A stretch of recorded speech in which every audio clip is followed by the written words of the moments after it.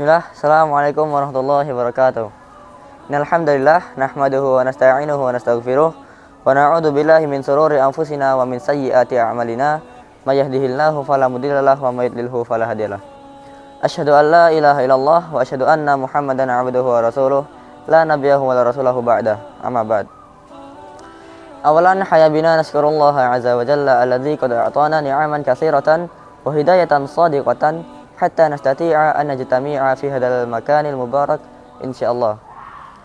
Tsaniyan assalatu wassalamu daimaini mutalazimaini ala habibina Mustafa Rasulina Muhammad sallallahu alaihi wasallam alladzi qad hamalana minadh dhulumati ilan nur hatta na'rifa ma huwal iman, Islam wa ihsan. Pemirsa yang dirahmati Allah, yang pertama-tama dan yang paling utama marilah kita panjatkan puja dan puji syukur kita ke hadirat Allah yang mana atas berkat nikmat dan karunia-Nya kita masih dapat melaksanakan ibadah puasa Ramadan di hari ini, di bulan yang suci ini. Salawat serta salam tak lupa kita curahkan kepada junjungan kita Nabi Muhammad sallallahu alaihi wasallam, yang mana atas berkat jasa beliau kita dapat mengerti apa itu iman, Islam dan ihsan. Pemirsa yang dirahmati Allah, pada kesempatan kali ini saya akan sedikit menceritakan tentang kisah dari sahabat Rasulullah yang membuat Rasulullah Shallallahu Alaihi Wasallam menangis. Adalah Abu Dujanah. Selain dikenal pemberani di medan perang, Abu Dujanah juga sangat berhati-hati dan menjaga diri dari keluarganya dari perkara-perkara yang haram. Suatu hari Abu Dujanah ini setelah selesai salat subuh selalu terburu-buru untuk pulang ke rumah. Dengan hal ini Rasulullah pun bertanya-tanya, mengapa Abu Dujanah ini selalu terburu-buru untuk pulang ke rumah.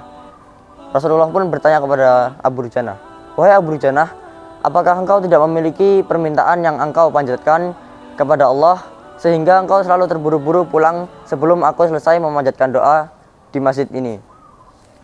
Lalu Abu Dujanah menjawab, wahai Rasulullah, rumah kami berdampingan persis dengan rumah seorang laki-laki yang mana di pekarangan laki-laki tersebut terdapat pohon kurma yang sangat tinggi dan dahannya menjuntai ke rumah kami.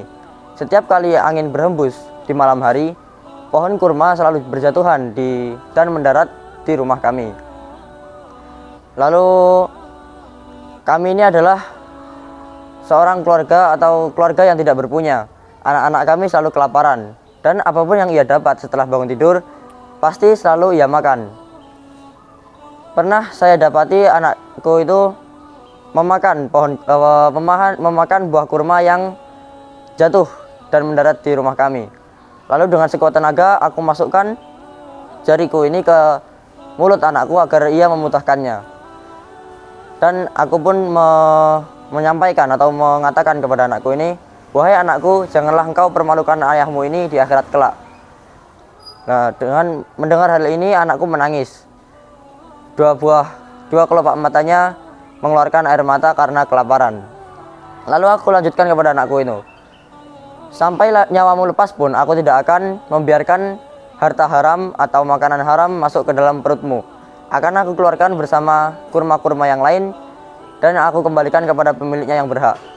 Dengar cerita ini Rasulullah Shallallahu Alaihi Wasallam pun menangis.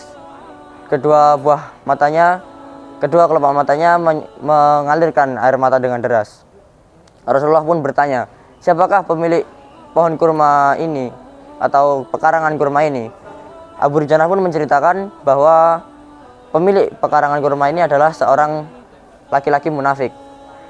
Rasulullah pun mendatangi laki-laki tersebut dan istilahnya menawarkan, bolehkah aku membeli pohon kurmamu ini dan aku beli dengan harga 10 kali lipat atau dengan nilai 10 kali lipat dari pohon kurmamu ini, yaitu pohon yang batangnya berasal dari zamrud berwarna biru diserami emas merah dan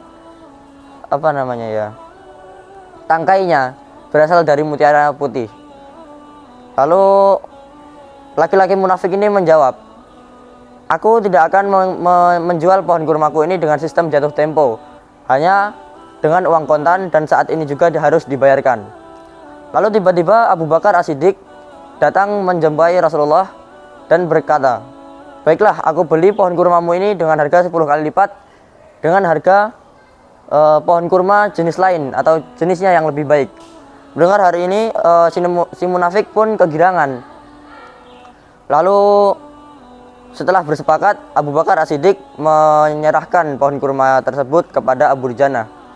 Rasulullah pun bersabda, "Aku yang akan menggantinya untukmu, wahai Abu Bakar." Mendengar hal ini, Abu Bakar pun kegirangan. Begitu juga dengan Abu Dujana. Sedangkan si munafik pergi kepada istrinya dan mengatakan, "Aku telah mendapatkan untung yang sangat besar. Akan tetapi pohon kurmaku ini masih berada di pekaranganku. Aku tidak akan memberikannya sebuah kurma pun kepada tetangga kita ini." Lalu pada saat malam harinya, saat si munafik tidur dan bangun di keesokan harinya, tiba-tiba pohon kurma yang semulanya berada di pekarangan si munafik ini pun berpindah tempat menjadi di pekarangan rumah si Abu Dujana. Dan tempat yang sekarang ditumbuhi pohon kurma tersebut rata dengan tanah. Melihat hal itu, si munafik pun keheranan tiada tara. Demikianlah kisah yang membuat Rasulullah Shallallahu Alaihi Wasallam menangis. Dan hikmah yang dapat kita petik dari kisah tersebut adalah bagaimana para sahabat menjaga diri dan keluarganya dari perkara-perkara yang haram. Sekian yang dapat saya sampaikan. Apabila ada kurangnya mohon dimaafkan. Wassalamualaikum warahmatullahi wabarakatuh.